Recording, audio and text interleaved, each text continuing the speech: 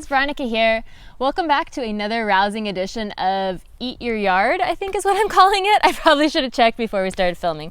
We are in the process of building a victory garden, decolonization garden, pandemic garden, call it what you want. I'm calling it an edible garden because that's exactly what it is. And we are trying to grow more of our own food here. So last week, we basically walked around the property, kind of took a look at what materials we had on hand to work with, as well as what the best locations were to set up for row crops for kind of the coming summer months and all of the sort of exciting garden plants that everyone looks forward to growing, like tomatoes and peppers and corn and whatever. And so this week, what we're doing from there, as you can see sort of behind me here now, I've gotten quite a bit of work in the last few days. I'm going to go over what I did to get to this point. We have actually seeds that are sprouting. I can show you one that's not covered here, but I've dropped some cover crops into this space. Will it focus? Kind of. So I've dropped some cover crop seeds into this space when I worked through it. A lot of it comes down to timing, but we're going to go over all of that. So if you figured out the spot where you want to place your garden in your yard, the next thing that you need to do, once you figured out, like, this is the spot, it gets the best sunlight, I want it here. The next thing you need to do is kind of mark out, your rows. And like I told you in the previous episode, I like to run my rows east to west. I feel like that gives it a really good south-facing chance. Some of them are a little more north-facing, but there's not a lot of shade in this space, so as long as it's kind of in an open area, and the rows are running east to west, the goal is to not shade the next crops over, unless they're shade-loving crops, and then you can kind of play with it there. But for the simpleness of going through it, we're just planning on not shading the crops in the next row. So what I do from there is I get a handy-dandy measuring tape, and I basically will walk around and mark out where those rows are going to, like the width of the rows as well as the width of my pathways. Now sometimes this will change as you start to create those spaces. When you're doing in-ground especially, and when you start to think of what's going there, a row might be wider, it might be more narrow.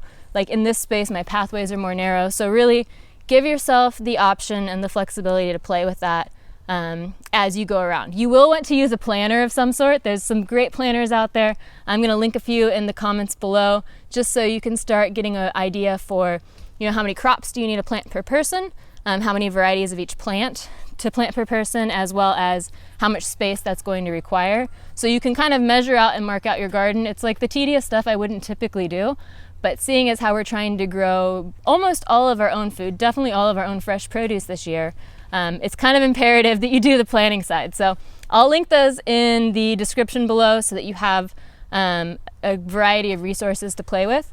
But what I'll do with the measuring tape is I really just go around. Most of my beds, I want them to be about 2 or 3 feet wide. 3 is about as wide as I go. Some people say 4, but I can't really reach to the center of the bed nicely. If you have like super extra long arms, go for it. But I think 3 is usually a good width for an in-ground bed, and then having the pathways be about 2 to 3 feet as well. You'll notice in this space right here that my pathways are only about 1 foot wide. That's very intentional. Initially, I did have it marked out so you can see, like back there by the trampoline, there's a bed that runs right along the perimeter because we're going to grow up the sides of that as a trellis on the safety netting on the trampoline. And then there's a pathway that's about 3.5 feet wide. And that, in theory, is ideal. But as I started to move these rows out, I realized once I had basically this row right here behind me from like here to here was a pathway. And then I realized that I'd have no more space to walk on the other side of the next row if I built it there. And I'm just planting corn and squash and beans in this space. So I said, okay, well, let's put them a little closer together. Now, you'll also notice that I do this process.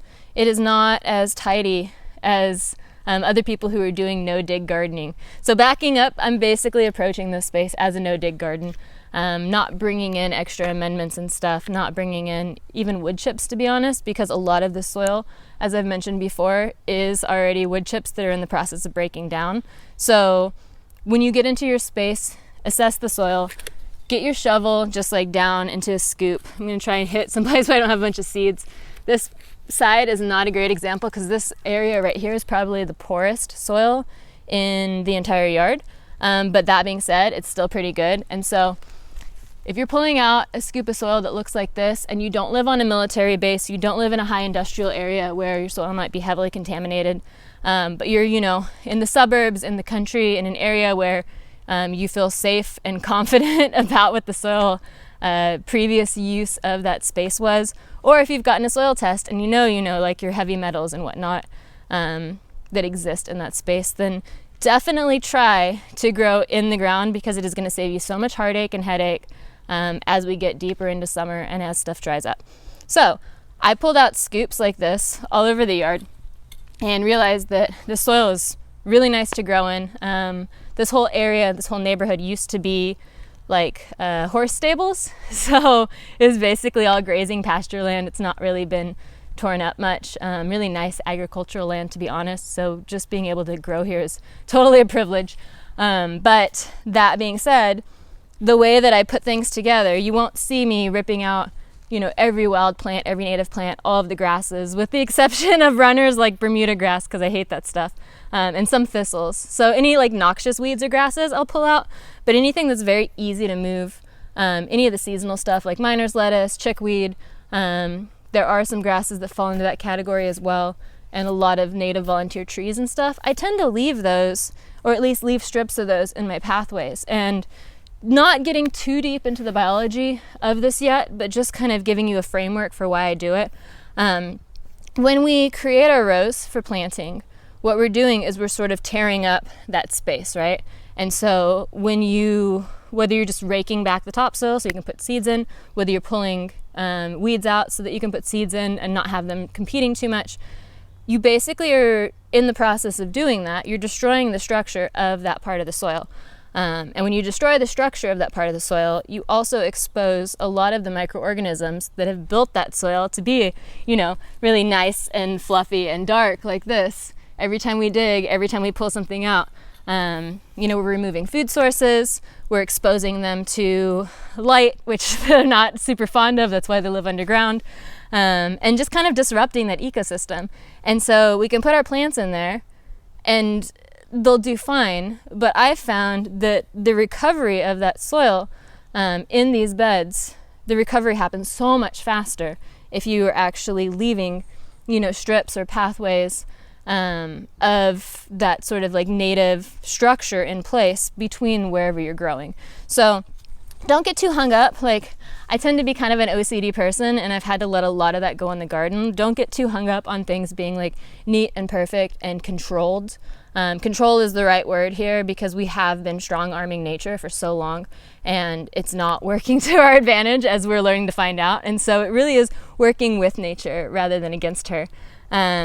So leaving these sort of strips in between your rows, if you're growing in ground, yeah, you're going to be dealing with a few more weeds, but really we just keep mulching on top of that, letting those plants break down, letting those root exudates continue to feed the microbes in the surrounding areas until all of your seedlings start taking place and taking root. And then those root exudates are able to draw microbes back towards them, so then you have the whole nutrient cycling going on in the rows you've dug a lot faster than if you were to dig up the entire space. So lots of good stuff to keep in mind there. Like I said, we're going to get deeper into the biology of this as the season progresses, but really looking at the general landscape of agriculture and especially how home gardeners are sold to do things. We're really sold the lie, to be honest, that you need all these boxes and bags and cans of stuff to grow great plants. It's not true. You just need nature in the right balance and to understand sort of the circle that you're jumping into. It's like playing jump rope, and you're not going to, jump into a jump rope game with other people swinging the rope without actually knowing how to jump on a rope first. So understanding the cycles that we're dealing with, and then figuring out how to use those to our advantage instead of trying to fight against them. So the next thing that I will say that is part of my process in this space, and it's hard to demonstrate because so much of this, I was just telling the people I live with about this last night or this morning. I was like, so much of this happens in front of a computer, on my phone, in my head. So much is planning. And so once you get this space kind of marked out, and I went through the week before and really laid out my drip lines, like exactly, because I told you guys I'm using these soaker hoses. So I laid out these soaker hoses exactly where I wanted the beds. Now I did not break ground until 24 hours prior to rain. This to me is really important because the other thing that the soil microorganisms don't seem to recover as well when you start to break up the soil is if there's not enough moisture. And so it's that combination of drying out and sunlight that really seems to sort of like kill and parch all of the life and biology in your soil. And so we want to make sure that if we're going to disrupt anything, we're only like tilling or raking or moving or otherwise disturbing exactly the portion of soil we need to grow, and maybe 6 inches on either side, but allowing the other plants to kind of run their course and maybe giving them some mulch. And we're doing it as close to a rain event as possible so that we're not having to water constantly.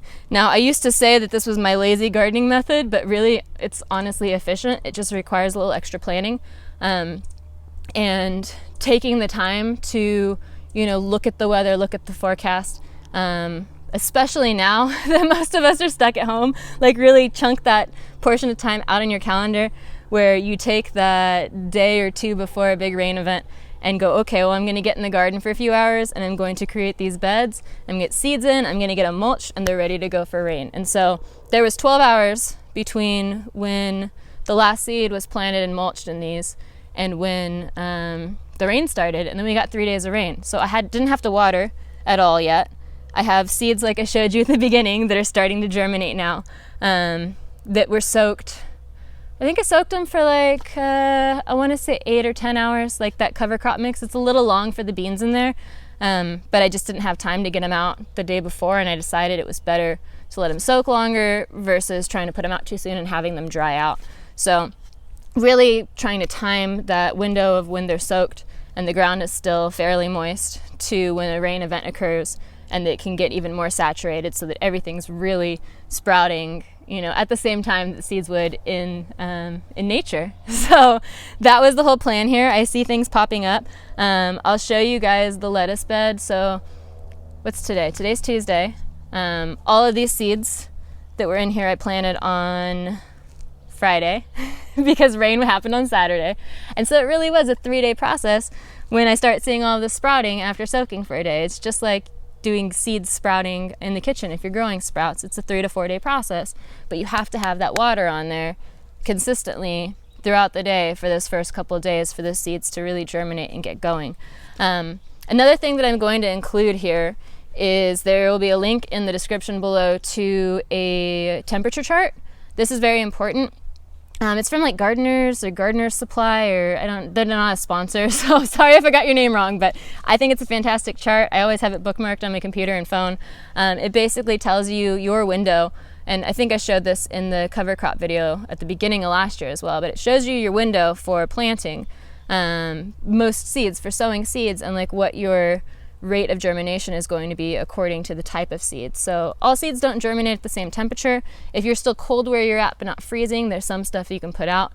If it's starting to warm up, there's some stuff you can put out. I will basically sow as close to the lower end of temperature range as I can, because I live in places where when it gets hot, like it pops up really fast and you don't have a huge window there. So I'd rather sow more when it's cooler at a like 70% germination rate than try to hit the 100% germination rate window when it's warmer, but risk it getting too hot and things not germinating. So keeping in mind temperature, keeping in mind weather, keeping in mind spacing, just enough space to walk in between, or wider paths if you want, but not digging the beds a lot bigger than you need them to be. Really keeping weeds out of them is not terribly hard once you start getting into the habit of mulching and just pulling them back. A lot of the weeds I will pile in the pathways as mulch as well. Like I literally will just pull out, I'm gonna see if there's anything that's actually, well, you can see I pull out the weeds that were in these beds, and then they just go on the pathway next to it, so that all of that organic material stays as close to the space where I'm taking it from as possible. That's important because your vegetables are going to be sucking it out of the soil. So you need it to be there to kind of replenish as much as possible. Now, the one other thing that I do before we wrap this up, and before you guys go out there and get started on your beds if you haven't already, is I will use a milk crate to cover my seeds, not to like flip on top and cover, but if you don't have a process of screening soil yet, and you have access to one of these dudes, then I highly recommend, you know, using that as a coverage method. All I'll do is there's some really nice like broken down soil, compost, wood chips and whatnot in the corner of the yard, and so I literally will just fill this up like halfway to 3/4, and then I go over the row after I've sown my seeds, and then I just shake it, and you'll see it just falls out of the bottom like that, and it's a really nice even coverage on whatever seeds you've planted. So, you know, you shake it a little bit if you have seeds that you're barely covering, you shake it a lot if you have seeds that need a lot of coverage. Although if they need a lot of coverage, like corner stuff that needs to be planted an inch, then poke them in first, because otherwise you're going to be shaking a lot of compost. But when I go to plant the ones that just, you know, need light coverage, like carrots or turnips or radishes or whatever, I might just press them. I'll like distribute them, maybe lightly press them, or maybe run a furrow and drop the seeds in, lightly press them, so you get that seed to soil contact. That's really important. And then go over, you know, just sprinkling a light coverage until I can't see seeds. So I think that should be enough to get you guys started this week. If you haven't broken ground, again, check to make sure that your soil is safe if you're planting in ground, whether you do a soil test or just kind of get a historical snapshot of what the property was used for prior. If you have access to really nice soil, don't be afraid to use it, but please don't abuse it. We're staying away from anything synthetic fertilizer because salts accumulate and they kill microorganisms. So if you have questions in that space, don't ask me because I won't answer them. I will just tell you, salts accumulate and they kill microorganisms. I don't use synthetic fertilizer. It's not a good idea. There's lots of other things in nature that will stand in for the sorts of foods that you think your plants need, but really it's about keeping your microorganisms in the soil safe and happy and healthy so that you can grow plants that are also safe and happy and healthy. So disturb as little soil as possible. Keep an eye on your rain events and what's in the forecast. If you have a couple of days of rain coming up in the forecast and the temperature window looks nice according to the chart in the description below that I'm linking, then yeah, go for it. I'd say, you know, get out there and get some beds started and get some seeds in the ground, even if it's a wild mix of, or it's cover crops or whatever. Like, just play with it a little. Mulch is your best friend. Don't throw out your weeds. Either compost them or use them, you know, in your borders and pathways.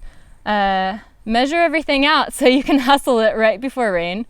And yeah, that should be pretty much everything you need to get started at this point. Coming up, we're definitely going to start talking more about dealing with pests and those sorts of issues. We have gophers here, and I've noticed some insects that like plants, so hang tight if your questions are in that space. But other than that, if you have any other questions, please leave them in the comments below. As always, if you like what you see, hit that subscribe button, ding that bell. This is going to be a full season series, so there's lots. If you were just starting from scratch, like, highly recommend, you know, jumping in and joining. Follow me on Instagram at FlavorKit because there's always little gardening projects here and there. And until next time, happy gardening.